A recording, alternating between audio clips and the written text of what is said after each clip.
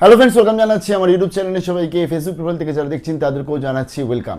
সোনাম ওয়াংচুক বর্তমানে এমন একটি প্রসিদ্ধ নাম যেটা ধরতে গেলে কোনো বড় বড় যে সমস্ত রাজনীতিবিদরা রয়েছে তাদের নামকে ছাপিয়ে গেছে, কারণ গুগল থেকে শুরু করে সব জায়গায় এখন সার্চিং ট্রেন্ডিং রয়েছে সোনাম ওয়াংচুক। সোনাম ওয়াংচুক যার যদি আজকে তার পিছনে যদি কোনো রাজনৈতিক কেরিয়ার থাকতো বা রাজনৈতিক প্রেক্ষাপট থাকতো, তাহলে মনে হয় না এই যে 20টা দিন ধরে সে অনশন করে যাচ্ছে সেই অনশনটা এত দিন অবধি থাকতো। কারণ সেখানে মেবি আজকে সোনাম ওয়াংচুককে যারা ততটা লেভেলের মনে করেনি, বিশেষ করে কেন্দ্রের বিজেপি সরকার, তারা বর্তমানে একদম নাকানি চোবানি খাচ্ছে এই সোনাম ওয়াংচুককে নিয়ে। সোনাম ওয়াংচুককে এটা আমরা অনেকেই জানি মোটামুটি, আমি তাও একটু বলে দিচ্ছি। সোনাম ওয়াংচুক হচ্ছে একজন শিক্ষিত মানুষ এবং সে এনআইটি থেকে পাশ করা একজন শিক্ষিত মানুষ এবং সে বিভিন্ন জিনিসের জন্য লড়াই করছে। হ্যাঁ, সোনাম ওয়াংচুককে আমরা অনেকেই ভেবেছিলাম 3 ইডিয়টসের র্যাঞ্চো, বাট না, সেটা না। আলটিমেটলি আমির খানের তরফ থেকে বক্তব্য এসে তিনি বলছেন না, সোনামের সাথে আমার কোনো কানেকশন ছিল না, অর্থাৎ র্যাঞ্চোর চরিত্র কানেকশন ছিল না। বাট এটুকু বলতে পারি, বর্তমানে সোনাম ওয়াংচুক তিনি যে পরিমাণে পপুলার হয়েছেন সেখানে আর দরকার নেই তাকে আলাদা করে কোনো বিশেষ্য বা বিশেষণ পদ যোগ করার জন্য যে 3 ইডিয়টসের র্যাঞ্চো ছিল বলে তাকে তার নামটাকে এগিয়ে আনতে হবে। অ্যাকচুয়ালি এটাই মনে হয় আমাদের দেশ বা আমাদের ওয়ার্ল্ডের মধ্যে শিক্ষার সবথেকে বড় পরিণতি এবং চরম হাস্যকর, যেখানে আজকের কোনো সিনেমার ক্যারেক্টার দিয়ে মনে হয় কোনো একটা বা মানুষকে চেনালে সেই মানুষটা আগে চিনবে, এনআইটি পাস বলে সেই মানুষটা বা শিক্ষিত মানুষকে বললে মনে হয় চিনবে না। কারণ আমরা ওই যে আজকে এনআইটি বা আইআইটি তরফ থেকে টপ করে আসছে তাকে ওই মনে হয় একদিন দুদিনই দেখি, তার পরবর্তীতে সে তার কেরিয়ার নিয়ে ব্যস্ত হয়ে যায় এবং আমরাও মনে হয় সেই বিষয়ে ইন্টারেস্টেড না থাকি না, কিন্তু সিনেমা নিয়ে আমরা ইন্টারেস্টেড থাকি। ছাড়ুন, এটা একটা অন্য কথা। সোনাম ওয়াংচুক বর্তমানে যে লড়াই করে যাচ্ছে এবং সেখানে দাঁড়িয়ে 20 দিন হয়ে গেছে এবং সে লড়াই সে কন্টিনিউ করছে। পরবর্তীতে 20 তারিখে যখন বর্ষার পরবর্তী যে আমাদের সংসদ অধিবেশন বসবে সেখানে তিনি বলেছে, একটা ডাক দিয়েছে এবং সেই সংসদ অধিবেশনে সে কিন্তু একটা আন্দোলনের মাধ্যমে গিয়ে, শান্তিপূর্ণ আন্দোলনের মাধ্যমে গিয়ে সেখানে সে তার বক্তব্য রাখতে চায়। সোনাম ওয়াংচুকের বক্তব্য কী এবং কেন আজকের এই 20 দিন ধরে অনশন হয়ে গেছে এবং এটা মোটামুটি 200 দিন পার হলেও মনে হয় না এই নাকের লড়াই যেটা বিজেপির সাথে চলছে এটা কোনোদিন শেষ হবে। এর কারণ সব থেকে বড় কথা হচ্ছে যে শিক্ষামন্ত্রীর পদত্যাগ। শিক্ষামন্ত্রীটা কে? সে লোক নয়, ধর্মেন্দ্র প্রধান। দেখুন, ধর্মেন্দ্র প্রধানের পদত্যাগ চাইছে এবং সোনাম ওয়াংচুকের যেটা বক্তব্য ছিল যে নিটের যে সমস্ত প্রশ্ন বা কেলেঙ্কারি হয়েছে বা ইউজিসি নেট থেকে শুরু করে বা সিবিএসসির যে আজকে রেজাল্টের পরবর্তী যা নাস্তানাবুদ হয়েছে প্রত্যেকটি স্টুডেন্ট, তার জন্য তাদের বক্তব্য ছিল, কংগ্রেস জনতা পার্টির বক্তব্য ছিল এবং তার রিপ্রেজেন্টেটিভ হিসাবে বর্তমানে তো তার নামটাই সব থেকে আগে সোনাম ওয়াংচুক, যার বক্তব্য ছিল ধর্মেন্দ্র প্রধানের রেজিগনেশন দিতে হবে। কিন্তু এই ধর্মেন্দ্র প্রধানের রেজিগনেশনটা অতটা সহজ নয়, এটা মোটামুটি আমরা সবাই বুঝে গেছি এবং এটা আমরা সবাই জানতামও। এর কারণ কি? এর পিছনে কারণ আছে রাজনৈতিক কারণ। ফার্স্ট অফ অল জানিয়ে দিই, ধর্মেন্দ্র প্রধান হচ্ছে আমাদের প্রধানমন্ত্রী অর্থাৎ নরেন্দ্র মোদী, তার একদম খুব খাস লোক যাকে বলা হয় সে হচ্ছে ধর্মেন্দ্র প্রধান। এবং আমাদের নবীন পটনায়কের মতন এত বছর ধরে একটা ধরতে গেলে রাজনৈতিক দল এবং মুখ্যমন্ত্রীকে সরিয়ে বিজেপি যে উড়িষ্যাতে গভর্নমেন্টে এসেছে সেটার পিছনে কিন্তু অনেকটা ক্রেডিট রয়েছে ধর্মেন্দ্র প্রধানের। কারণ ধর্মেন্দ্র প্রধান কিন্তু তার জন্য গুরুত্ব অপরিসীম, এটা মনে হয় বিজেপির প্রত্যেকটা লোক জানে, ওড়িশার প্রত্যেকটা মানুষ জানে, আমাদের পশ্চিমবঙ্গেরও মনে অনেকে জানে। এবং তার সাথে ধর্মেন্দ্র প্রধানের আজকে যখন ক্ষমতায় আসার পরবর্তীতে যখন পেট্রোলিয়াম মন্ত্রী ছিল ধর্মেন্দ্র প্রধান, সেই কিন্তু চালু করেছিল এই উজ্জ্বলা যোজনা বা পাহাল বলে যে আধারের সাথে লিঙ্ক, এই সব কিছু কিন্তু ধর্মেন্দ্র প্রধানের বুদ্ধি ছিল।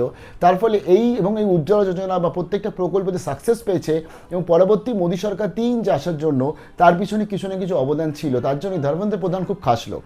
আরও একটা ব্যাপার হচ্ছে এডুকেশন মিনিস্ট্রি যখন সে সামলায় তখন নিয়ে এসেছিল এনইপি, ন্যাশনাল এডুকেশন পলিসি, এবং তার পরবর্তীতেও আমরা দেখেছি যে এবিসিআইটি থেকে শুরু করে বিভিন্ন নতুন নতুন জিনিস যেগুলো চালু করেছিল এগুলো কিন্তু ধর্মেন্দ্র প্রধান আসার পরবর্তীতে হয়েছে এবং তার এটা মস্তিষ্ক প্রসূত ফল। তাই কোনোদিন মোদী সরকার চাইবে না যে ধর্মেন্দ্র প্রধানের মতন এত গুরুত্বপূর্ণ যে রাজনৈতিক এবং তার সাথে তার সরকারের কাজে উপকারে লেগেছে এবং খাস লোক, তাকে সরিয়ে সোনাম ওয়াংচুকের মতন কথা শুনবে।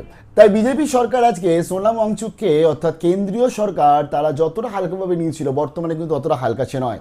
আজকে তার যে পপুলারিটি বর্তমানে রয়েছে, আমার মনে হয় রাজ্যে বিভিন্ন যে বিজ্ঞ রাজনীতিবিদরা রয়েছে তাদের থেকে কিছু কম অংশে পপুলারিটি নয়।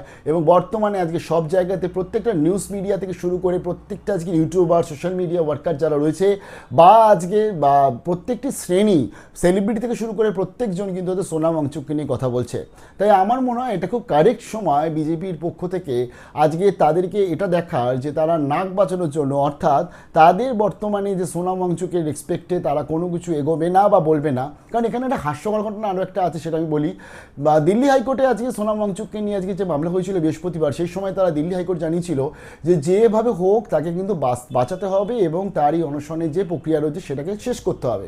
তো সেই ক্ষেত্রে আজকে সেন্ট্রালের তরফ থেকে আজকে কি বক্তব্য এসছে একটু সেটা শেয়ার করি।